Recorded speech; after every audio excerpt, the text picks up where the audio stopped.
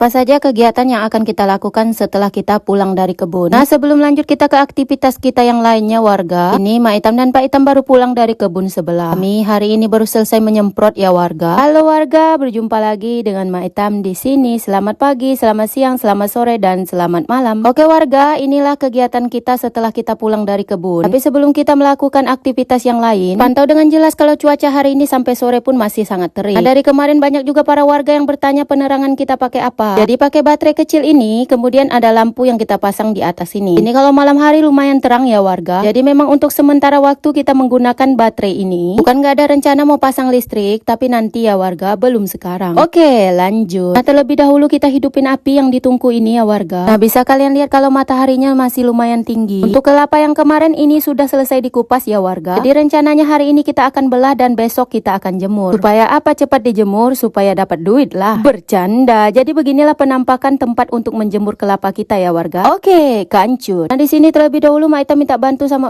kenapa lah mukanya dibikin kayak gitu? Udah mirip kali sama yang di sebelah ya warga. Oke, kancut. Jadi Mak Itam tadi minta bantu sama Pak Itam untuk ambilkan air minum dulu. Sebenarnya tanpa disuruh pun Pak Itam udah sering melakukan pekerjaan ini. Ditambah lagi aku juga sibuk dengan pekerjaan aku yang lainnya. Nah, inilah pekerjaan yang aku maksud ya warga. Nah, singkat cerita Pak Itam pun sudah selesai mengambil air minum. Air minum yang kita ambil itu memang berasal dari sumur ya warga. Nah, dari kemarin itu banyak juga kalian yang salpok karena kami itu minumnya pakai air teh. Banyak juga yang kasih saran usahakan jangan sering minum teh, apalagi itu adalah teh manis, takutnya nanti kena kencing manis. Oke warga, jadi sebenarnya itu bukan air teh. Berhubung karena di daerahku ini memang tanahnya tanah gambut, jadi air yang dihasilkannya pun juga berwarna teh. Nah, itulah alasannya kenapa kita selalu menggunakan air ini. Jangankan untuk minum, untuk mandi, untuk nyuci pun kita masih menggunakan air ini. Nah, untuk yang diminum banyak juga yang dari kalian bertanya, apakah air itu akan dimasak terlebih dahulu? Jawabannya iya dan tidak. Kebanyakan kalau yang punya anak kecil, air dari sumur ini bakalan dimasak terlebih dahulu. Tapi buat kami yang orang-orang dewasa ini, kami jarang menggunakan air yang dimasak terlebih dahulu. Nah, biasanya kami menggunakan air yang langsung dari sumur untuk langsung diminum. Apakah bakalan sakit perut? Jawabannya tidak ya warga. Kenapa? Karena perut kami sudah kebal. Nah, buat warga yang nggak tahu dan selalu bertanya, apakah rasa air itu juga sama seperti air mineral? Jawabannya sama ya warga. Menurutku yang biasa minum dengan air teh ini, kalau seandainya minum air mineral, rasanya kurang puas ya warga. Soalnya sudah terbiasa minum air ini. Adakah yang pernah merasakan hal yang sama? Coba komen-komen ya warga. Jangan salpok kalian lihat mukaku itu ya warga, soalnya aku lagi ngobrol sama Pak Itam. Setelah selesai kita mencuci piring tadi, ini lanjut kita mau mengupas ubi jalar dulu ya warga. Ubi jalar ini kalau di tempatku namanya buah keledek. Oke warga, lanjut. Di sini aku sambil bercerita dan sambil ketawa bercanda sama Pak Itam ya warga. Jadi rencananya ubi jalar ini akan kita goreng untuk cemilan kita sore ini. Soalnya biasanya kita akan makan malam ya warga. Jadi sore-sorenya kalau lapar kita bakalan makan cemilan dulu. Oke, lanjut. Nah, di sini kita pindah dulu ya warga. Kemudian lanjut Mak Itam potong-potong dulu ubi jalar kita tadi. Kita potongnya kayak gini aja ya warga. Nah, ubi jalar ini bakalan kita goreng sama tepung ya warga. Tapi sebelum itu jangan salpok kalian lihat tungkuku yang berasap itu. Kalian tunggu aja, nanti apinya bakalan menyala sendiri. Soalnya ini posisinya angin lumayan kencang. Sesuai dengan ucapan dan dugaanku tadi, ternyata benar. Kalau apinya bakalan menyala sendiri. Tanpa kita tiup, soalnya sudah dibantu dengan tiupan angin. Oke warga, lanjut lagi. Nah, setelah selesai kita mencuci ubi jalar tadi, lanjut di kualinya kita tuangkan minyak. Tapi sebelum itu pastikan dulu kalau kualinya benar-benar panas dan kering dari air. Nah, kalau kualinya masih ada air terus kita tuangkan minyak, nanti minyaknya bakalan muncrat dan meletus serta mulia. Oke warga, lanjut. Setelah minyaknya panas ini kita masukkan aja adonan kita. Nah, sudah keduluan panas sekali minyaknya. Jika kalian lihat adonan pertama yang kita tuangkan di dalam kuali ternyata sudah masak. Inilah enaknya masak pakai tungku ya warga. Karena apinya terbilang sangat menyala sekali. Kita masak pun nggak perlu waktu yang lama. Sebelum itu kalian jangan salpok melihat anjing-anjing yang ada di atas sana. Mereka itu berupaya untuk mengambil buah kelapa. Dari tadi sudah berapa kali aku kejar, karena dia bawa buah kelapaku itu lari. Makanya bisa kalian lihat ada gorenganku yang gosong. Soalnya tadi aku tinggalkan karena aku mengejar anjing. Tadi aku pikir setelah aku kejar dia nggak bakalan datang lagi.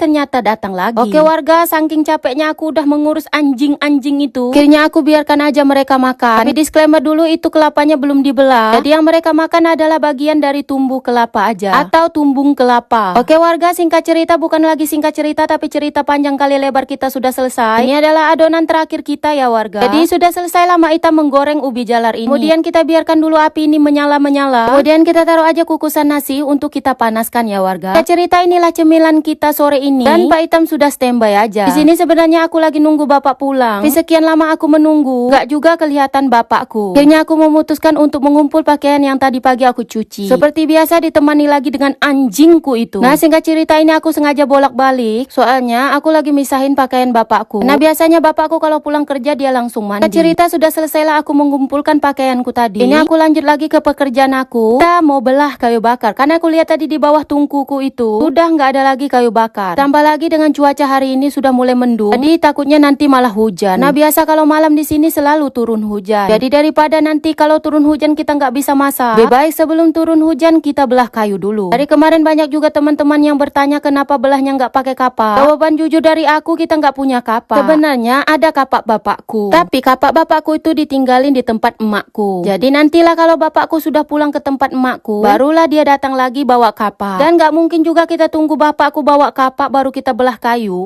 Halamat lah, nggak bakalan masak aku. Nah di sini sejujurnya aku sudah mulai panik dan takut, sekaligus khawatir juga karena bapakku nggak kunjung-kunjung pulang.